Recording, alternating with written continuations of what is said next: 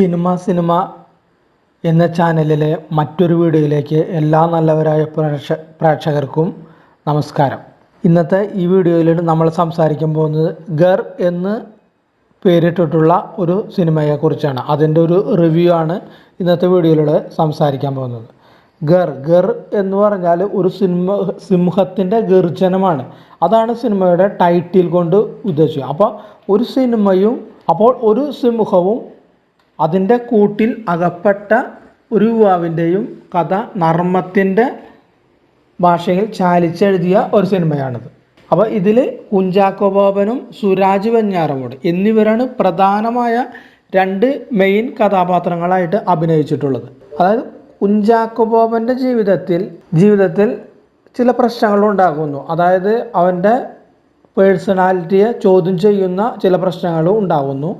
അങ്ങനെ ആ പ്രശ്നങ്ങൾ സോൾവ് ചെയ്യാൻ പറ്റാതെ അവൻ നിൽക്കുന്ന സമയത്താണ് തൊട്ടടുത്ത് ബാർ കാണുന്നത്. അങ്ങനെ അവനും കൂട്ടുകാരും കയറിയിട്ട് ബാറിൽ പോയി മദ്യപിക്കുന്നു. അവിടെ നിന്ന് അവൻ്റെ കഥകൾ പറയുന്നു, കൂട്ടുകാരനോട് അവൻ്റെ കഥകൾ പറയുന്നു. അങ്ങനെ അവർ തിരിച്ചു പോരുന്ന വഴിക്ക് ചില പ്രശ്നങ്ങൾ വീണ്ടും ഉണ്ടാകുന്നു.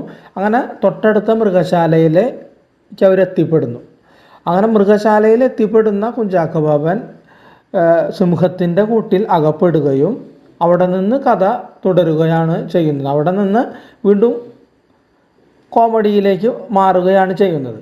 അപ്പോൾ മൃഗങ്ങളുമായിട്ടുള്ള സിനിമകൾ നമ്മൾ വേറെ കണ്ടിട്ടുണ്ട്, പുലിമുരുകൻ അങ്ങനെ പോലുള്ള. പക്ഷെ അതൊരു റിവെഞ്ച് ഫിലിമാണ്. അതായത് ആകാംക്ഷയുടെ മുൾമുനയിൽ നിൽക്കുന്ന സിനിമകളാണ് അത്. പക്ഷേ ഇത് അങ്ങനെയല്ല, ഇതൊരു കോമഡിയിൽ ചാലിച്ചെയ്ത സിനിമ. അങ്ങനെ അകപ്പെട്ട കുഞ്ചാക്കോ ബോബനെ രക്ഷിക്കാനായിട്ട് സുരാജ് വെഞ്ഞാറമൂട് എന്ന മൃഗശാലയുടെ ജീവനക്കാരൻ വരുന്നതെന്ന് വെച്ചാൽ അതിൽ രക്ഷിക്കാൻ സമയത്ത് പുള്ളിയും കൂടി അതിൽ അകപ്പെടുകയാണ് ചെയ്യുന്നത്.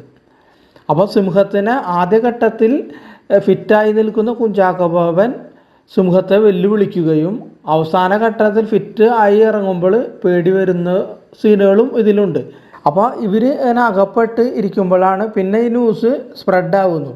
അപ്പോൾ ഇവരെ രക്ഷിക്കാനായിട്ട് പിന്നെ ആംബുലൻസ് വരുന്നു, പോലീസുകാർ വരുന്നു, അതുകൂടാതെ ടി വിക്കാർ റിപ്പോർട്ട് ചെയ്യുക, അതുകൂടാതെ ഇതെടുക്കാനായിട്ട് ലൈവ് ഇടാനായിട്ട് യൂട്യൂബേഴ്സ് വരുന്നു. അങ്ങനെ ഇവർ എല്ലാവരും കൂടി ചേർന്നുള്ള ഒരു കോംബോ.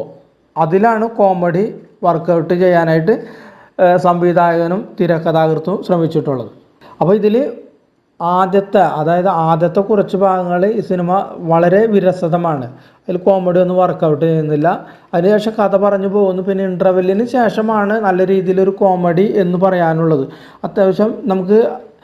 അത്യാവശ്യം ചിരിക്കാനുള്ള ചില കോമഡി രംഗങ്ങൾ ഇതിലുണ്ട്. കുട്ടികളെയും കൊണ്ടുപോയി അവർക്ക് നല്ലൊരു കോമഡി സിനിമ കാണിക്കാൻ ആഗ്രഹിക്കുന്ന രക്ഷിതാക്കൾക്ക് അവരെയും കൊണ്ടുപോയിട്ട് ഈ സിനിമ കാണിക്കാവുന്നതാണ്. പക്ഷേ ഭൂരിപക്ഷമായിട്ട് എല്ലാ പ്രേക്ഷകർക്കും ഈ സിനിമയും അതിൻ്റെ കോമഡിയും ഇഷ്ടപ്പെടണമെന്നില്ല. ചില കോമഡി മുഹൂർത്തങ്ങൾ നന്നായിട്ടുണ്ട്, പക്ഷെ ചില കോമഡി മുഹൂർത്തങ്ങൾ ഏച്ചു കെട്ടിയതിൽ.